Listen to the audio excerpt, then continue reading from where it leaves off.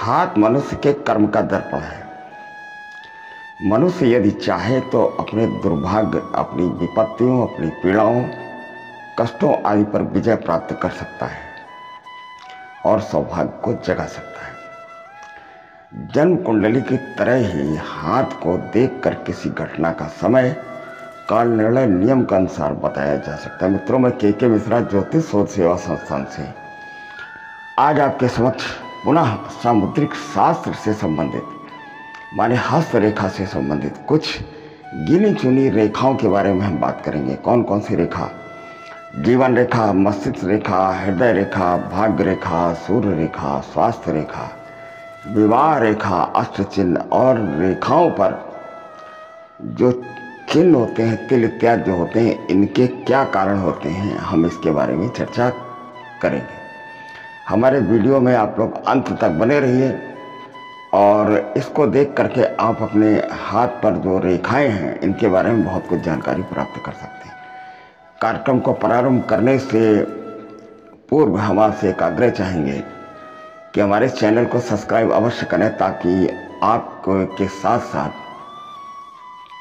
और शेयर भी अगर आप कर देंगे तो आपके मित्रों को भी इसका लाभ मिलता रहेगा। आइए प्रारंभ करते हैं। सबसे पहले बात करते हैं जीवन रेखा की। जीवन रेखा प्राय हाथ दिखाना लोगों की जिज्ञासा होती है। लोग रास्ता चलते, ट्रेनों में, बस में, सफ़र में, रिश्तेदारी में इत्यादि में अगर थोड़ा सा भी हाथ का ज्ञान है तो बड़ी वाहवाही उन्हें प्राप्त हो जाती है। तो आइए जानते हैं जीवन रेखा क्या है। जीवन रेखा को आयु रेखा के नाम से भी जाना जाता है। यह पितृ रेखा भी कहलाती है। इसके कई नाम हैं। यह रेखा तर्जनी और अंगूठे के मध्य से होकर शुक्र स्थान को घेरती मणिबंध तक जाती है। हमने जो चित्र इसमें लगा रखा है, इस चित्र से आप इसको देख लीजिए और अपने हाथ को सामने रखते हुए आप इस पर विचार करिए। जीवन रेखा से उम्र का विचार करते हैं। इसका लंबा, साफ और स्पष्ट होना जातक के अच्छे स्वास्थ्य और लंबी आयु को निर्धारित करता है। जीवन रेखा कहीं से कटी फटी नहीं होनी चाहिए। उस पर तमाम छोटी मोटी रेखाएं नहीं होनी चाहिए। अगर छोटी मोटी रेखाएं हैं तो इससे ये जाहिर होता है कि उसका स्वास्थ्य ठीक नहीं है या अल्पायु के योग बनते हैं। जीवन रेखा टूटी फूटी हो, रुक रुक कर आगे बढ़ी हो, खंडित हो तो जातक बार बार बीमार पड़ जाता है। इस रेखा का छोटा होना अल्पायु का सूचक है। जीवन रेखा न हो तो जातक की अस्वाभाविक मौत हो जाती है। कभी कभी ऐसा होता है जीवन रेखा कुछ आगे ही बढ़ी और बाकी त्वचा के ऊपर वाली लेयर के अंदर हुई, लेकिन वो दिखाई नहीं देती है। जीवन रेखा तो होती ही है, लेकिन अगर पूरी तरह से आगे नहीं बढ़ती तो अल्पायु योग माने अल्प मौत का भी प्रावधान बनता है। आइए अब अगले रेखा की बात कर लेते हैं। मस्तिष्क रेखा यह हथेली के मध्य भाग में होती है। इसे मातृ रेखा भी कहते हैं। यह बुद्धि बल की परिचायक होती है। इससे बुद्धि का विकास देखा जाता है। यदि बहुत ही रेखाएं मस्तिष्क रेखा से निकल के हृदय रेखा की तरफ जाती हूँ तो जातक मिलनसार, लगनशील, लहरदार मस्तिष्क रेखा वाले, अर्ध विक्षिप्त जैसा आचरण करने वाले और जंजीर जैसी मस्तिष्क रेखा वाले, कलह करने वाले लोग होते हैं। आप लोग इन बातों को ध्यान रखिए। जैसा भी हमने बताया है, दोहरी मस्तिष्क रेखा वाले विलक्षण बुद्धि के होते हैं। चंद्र और मंगल के पर्वतों को घेरती मस्तिष्क रेखा तीव्र बुद्धि, स्पष्ट विचार, निर्भीकता की परिचायक होती है। बड़े बड़े महापुरुषों में मस्तिष्क रेखा बहुत ही स्पष्ट दिखाई देती है, जिनकी आवाज़ में दम होती है और जिनके वाणी के पीछे हजारों लाखों आदमी चल देता है। अब प्रमुख रेखा की बात करते हैं। हृदय रेखा आनंद, आदर्श, स्नेह, प्रेम, सच्चाई और वफादारी का ज्ञान कराने वाली रेखा को हृदय रेखा अथवा अंतःकरण रेखा भी कहते हैं। जो मस्तिष्क रेखा के ऊपर वह समानांतर स्थित होती है। जातक के लक्षण या उद्देश्य, उसकी विवेक शक्ति, साधुता, परोपकार आदि का पता करने के लिए हृदय रेखा को देखा जाता है। अगर हृदय रेखा तर्जनी के नीचे समाप्त हो तो प्रेमी, प्रेमिका, मित्र, बंधु अथवा स्वजनों से बार बार निराशा मिलती है। सात्विक विचारधारा वाले जातक की हृदय रेखा गुरु पर्वत के निकट दो शाखाओं में बट जाती है। जिसके हाथ में ऐसी रेखा हो वह गुरु व बुद्ध वृद्ध माफ कीजिएगा, वृद्ध जनों की सेवा करने वाला होता है। टूटी फूटी हृदय रेखा वाले व्यक्ति मतलबी होते हैं। उंगलियों से जितना ज़्यादा अंतर या दूरी हृदय रेखा की होगी, जातक में उतनी ही ज़्यादा वफादारी और सत्यता, स्थिरता, नेह नियम, दयालुता, परोपकार, मित्रता की भावना बनी रहेगी। मित्रों, ये जो गुण हम बता रहे हैं, इसे आप लोग अपनी रेखा से मिलान करके और अपने अंदर की भावना या किसी अन्य की भावना और रेखा से मिलान करके अभ्यास करने का प्रयास करिए। बात कर लेते हैं भाग्य रेखा की। हो सकता है शायद ये वीडियो हमारा बड़ा हो जाए, लेकिन फिर भी आप इसको अंत तक देखिए। मणिबंध के पास से निकली और ऊर्ध्वमुखी होकर शनि पर्वत तक जाने वाली रेखा को भाग्य रेखा कहते हैं। इस रेखा से व्यक्ति के प्रारब्ध की जानकारी मिल जाती है कि जीवन में व्यक्ति क्या करेगा, कितना उन्नति करेगा। भाग्य रेखा से विहीन हाथ दुख, दरिद्रता और निर्धनता का बोधक होता है। स्पष्ट और साफ, बिना टूट फूट या बिखराव वाली भाग्य रेखा उत्तम फल देती है। मणिबंध से शनि स्थान तक आने वाली दोषहीन भाग्य रेखा सुख, समृद्धि, बुद्धिमत्ता और सौभाग्य का कारक होती है। शनि पर्वत की ओर झुका हुआ इसका ऊपरी सिरा जातक को हमेशा सुखी बनाए रखता है। निचला सिरा मुड़ा हो तो धनिक भी परेशान रहता है, माने धनवान व्यक्ति भी बहुत ज़्यादा परेशान रहता है अगर इस रेखा का निचला हिस्सा मुड़ा हो। यदि भाग्य रेखा कनिष्ठिका की जड़ से, माने जो सबसे छोटी उंगली है, जड़ की तरफ मुड़ जाए तो जातक को प्रतिष्ठा और धन की प्राप्ति होती है। इस रेखा की उत्पत्ति शुक्र स्थान से हो तो जातक को अकस्मात धन अथवा पैतृक संपत्ति प्राप्त होती है, लेकिन फिर भी जातक पराश्रित ही रहता है। हो सकता है ससुराल से उसे धन मिले और उसे ससुराल में रहना भी पड़े। बात कर लेते हैं बहुत ही प्रमुख रेखा सूर्य रेखा की। अनामिका के मूल से चलने वाली रेखा सूर्य रेखा कहलाती है। इस रेखा से विद्या, यश, सम्मान आदि की जानकारी मिलती है। जिसके हाथ में साफ, स्पष्ट और लंबी सूर्य रेखा होती है वह बड़ा भाग्यशाली व प्रतिभा संपन्न होता है। यह रेखा जिस पर्वत को छूती है उसके ग्रह के बल में वृद्धि करती है। ये तो सूर्य रेखा तक मैंने बात कर लेते हैं स्वास्थ्य रेखा की। जैसा कि नाम से स्पष्ट है, बुद्धि क्षेत्र से हथेली के अधोभाग नीचे की ओर तिरछी होकर चलने वाली रेखा स्वास्थ्य रेखा कहलाती है। कीरो एक बहुत बड़े हस्त रेखा विशेषज्ञ थे। इन्होंने लिखा है कि स्वास्थ्य रेखा तंदुरुस्ती का थर्मामीटर है।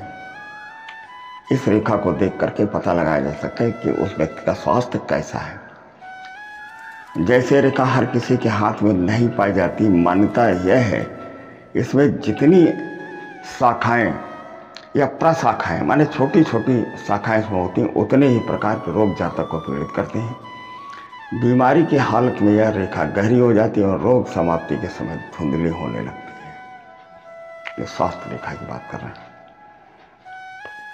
जीवन को चलाने के लिए विवाह होना आवश्यक है, अतः विवाह रेखा की बात कर लेते हैं। बुद्ध पर्वत के निचले भाग से निकलकर हृदय रेखा के उद्गम स्थल तक आने वाली रेखा विवाह रेखा कहलाती। यह रेखा छोटी और गहरी होती है। बिना टूट फूट वाली रेखा स्थायी विवाह, सुखमय गृहस्थी का संकेत देती है, किंतु यह खंडित हो तो तलाक या पत्नी से संबंध, विच्छेद या पत्नी की मृत्यु तक हो सकती है। यदि सूर्य रेखा को यह रेखा स्पर्श करे तो जातक का विवाह धनाढ़ परिवार में होने की संभावना रहती है। दर्शकों, ये तो हमने एक प्रमुख रेखाओं की बात की है। अब कुछ अष्ट चिन्हों की बात कर लेते हैं। अष्ट चिन्ह, हाथ में कई प्रकार के चिन्ह पाए जाते हैं। उनका विचार भी हस्त रेखा का विश्लेषण करते समय कर लेना चाहिए। किस तरह के चिन्ह होते हैं, जैसे दाग, क्रॉस का निशान, गुणन का निशान, जाल अशुभ माने जाते हैं। अगर ये चीज़ें हैं, कहीं दाग है किसी रेखा पर, या क्रॉस का चिन्ह लगा हुआ है, या जाल है, एक छोटी छोटी रेखाओं का एक नेट बना हुआ है, तो अशुभ माने जाते हैं। ये चिन्ह जिस रेखा के पास या जिस रेखा के बीच में होते हैं उसके फल को ये प्रभावित करते हैं, उसके फल को ये कम कर देते हैं। अब आइए इसमें कुछ और देख लेते हैं। कोण समकोण त्रिभुज, दीप के चिन्ह माने दीपक की तरीके से या एक ओ लेवल का चिन्ह ये शुभ माने जाते हैं। इनमें से जो चिन्ह जिस रेखा के समीप होगा वह उस रेखा की शुभत्व में वृद्धि करेगा। अगर भाग्य मस्तिष्क को स्वास्थ्य रेखाओं से त्रिभुज का चिन्ह बने तो जातक गूढ़ विद्याओं या रहस्यों का जानकार होता है। किसी स्त्री की तर्जनी के दूसरे पोर में नक्षत्र का चिन्ह हो तो उसके दोनों तरफ एक एक खड़ी रेखा भी हो तो यह पतिव्रता स्त्री होती है। ये तो हमने चिन्हों की बात करी। अब जरा तिल की बात कर लेते हैं। एक छोटा सा जो काले रंग का निशान होता है या हल्के मैरून कलर का जो निशान होता है इसे तिल बोलते हैं। आइए इसकी बात कर लेते हैं। भाग्य रेखा पर तिल भाग्योदय में विलंब और संघर्षपूर्ण जीवन का सूचक होता है। भाग्य रेखा पर तिल का होना अच्छा नहीं माना जाता है। सूर्य रेखा पर काला तिल धन की हानि और कार्यों में असफलता का द्योतक है। जीवन रेखा पर काला तिल होने से आघात लगने और माथे पर चोट की संभावना रहती है। जिसके हाथ में गुरु पर्वत पर काला तिल होता उसके विवाह में बाधाएं आती हैं। शनि पर्वत पर काला तिल प्रणय संबंध में दरार का सूचक माने तलाक उसका होना निश्चित है। हृदय रेखा पर चटक माने जो डार्क काला तिल अगर हो तो हृदय घात माने हार्ट फेल हो सकता है। चंद्र पर्वत पर काला तिल जल में डूबने के खतरे, प्रेम में छलका संकेत देता है। मित्रों, ये सारी चीज़ें हम सामुद्रिक शास्त्र से, ये हमारा रेफरल ग्रंथ है, उसी के आधार पर हम ये बता रहे हैं। हालांकि इस आधुनिक युग में तमाम लोगों ने अपने अनुभव से ग्रंथों को लिखा है, लेकिन ये प्रमुख बातें जो हमने कही हैं ये ग्रंथों से हमने ली हैं और कुछ अपने दैनिक जीवन में भी इसे हम प्रयोग में लाए, उसे हमने देखा है। अब मणिबंध रेखा की बात कर लेते हैं। मणिबंध रेखा क्या होती है? चित्र में बनी हुई मणिबंध रेखा जिस पर हमने लिखा भी है, आप उसको देख लीजिए। मणिबंध रेखा विचार हथेली के अंत में कलाई पर लगभग 3 सिलवटें दिखाई देती है कलाई के बाद, ये मणिबंध रेखा कहलाती है। सामुद्रिक शास्त्र के अनुसार प्रथम रेखा से धन, द्वितीय रेखा से विद्या और तृतीय से स्वभाव एवं प्रेम व्यवहार की जानकारी मिलती है। लगभग 3 रेखाएं होती हैं मणिबंध पर। अगर आप ध्यान से लेंस से देखेंगे तो आपको दिख जाएंगे। इन मणिबंध रेखाओं से आयु का भी अनुमान लगाया जाता है। प्रत्येक रेखा 30 वर्ष की आयु का प्रभाव दर्शाती है। जिसकी कलाई में 2.5 रेखाएं होती हैं उसकी आयु 75 वर्ष होती है। तीनों रेखाएं स्पष्ट पूर्ण होने पर जातक की आयु 90 वर्ष या उससे भी अधिक हो सकती है। हस्त रेखा में साफ सुथरी और सीधी रेखाएं शुभ मानी जाती हैं। टूटी फूटी रेखाओं का फल अच्छा नहीं होता है। एक दूसरे को परस्पर क्रॉस करती हुई अगर रेखाएं हैं तो एक दूसरे के प्रभाव को वो नष्ट करती हैं। छोटी छोटी रेखाओं वाला हाथ भी अच्छा नहीं माना जाता है। जिसका हाथ सख्त होता है वो व्यक्ति कर्मठ माना जाता है, लेकिन उसमें भी त्वचा का रंग इत्यादि ये सब निर्भर करता है। जंजीर नुमा गहरी और लहरदार रेखाएं शुभ और दोषपूर्ण मानी जाती। टेढ़ी मेढ़ी रेखाएं दुख और दृढ़ता का सूचक होती हैं। हथेली की विभिन्न रेखाओं, चिन्हों, पर्वों आदि का अध्ययन करके जातक के जीवन में विभिन्न पहलुओं की जानकारी आप लोग प्राप्त कर सकते हैं। हमारा ये वीडियो अगर आप लोग ध्यान से देखेंगे तो इसके साथ से आप लोग कुंडली का देखना भी सीख जाएंगे। आप इस वीडियो को स्किप ना करें, इसे अंत तक देखें। अगर हस्त रेखा से संबंधित कोई समस्या अगर हो तो हाथ की फ़ोटो हमारे दिए गए नंबर पर भेजें और एक दक्षिणा आप, एक हमारा शुल्क है उसे आप प्रदान करें, ताकि हम आपके जीवन से जुड़े हुए समस्याओं को से आपको अवगत कराने का प्रयास करेंगे। धन्यवाद, नमस्कार, जय श्री राम। आप इस चैनल को सब्सक्राइब अवश्य करें।